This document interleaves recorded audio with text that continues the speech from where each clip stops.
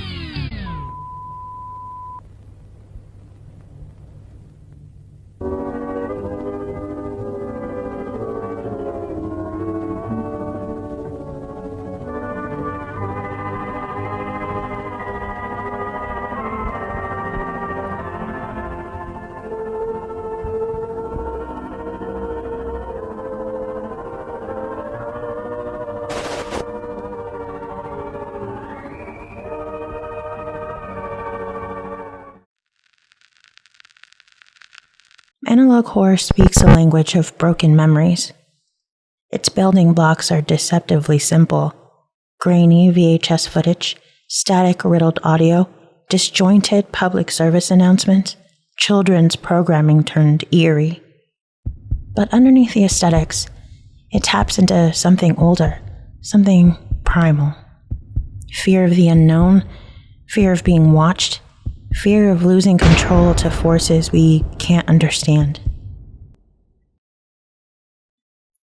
Familiar voices tell us that everything is fine, even as shadows flicker just out of view. It's not just the content, it's the distortion of the familiar. Trust, betrayed, safety, poisoned. Local 58 opened the floodgates, with episodes like You Were on the Fastest Available Route. It taught us to never trust the GPS, never to trust the screen. In the Mandela Catalog, Alex Keister gave us alternates, beings that mimic humans but aren't quite right.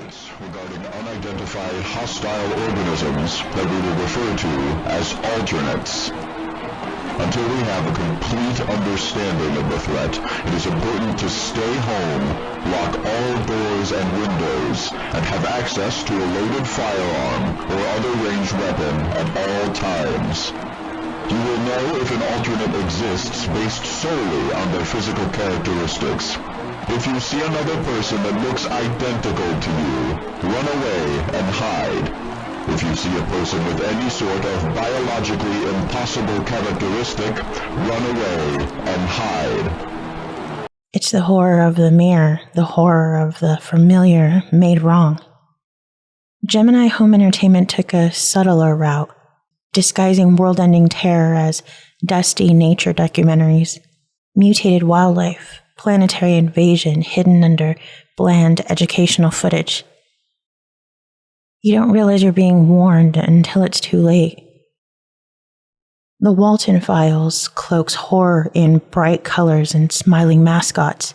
It's a story of missing people, broken memories, and puppets that seem to know too much. Analog horror leaves gaps.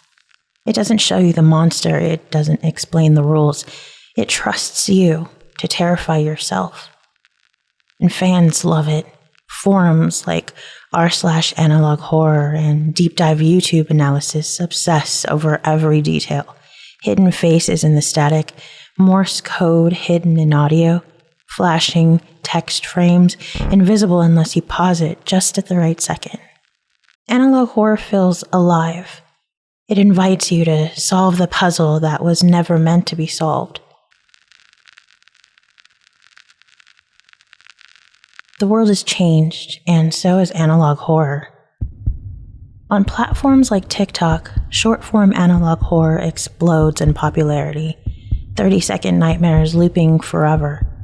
Creators like Eventide Media Center and newer ARG projects blend analog horror with TikTok's fleeting format.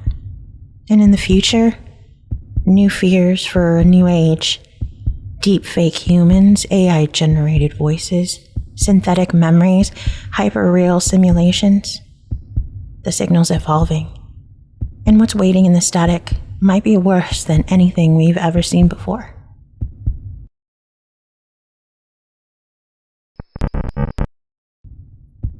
Are you still watching? Or has something else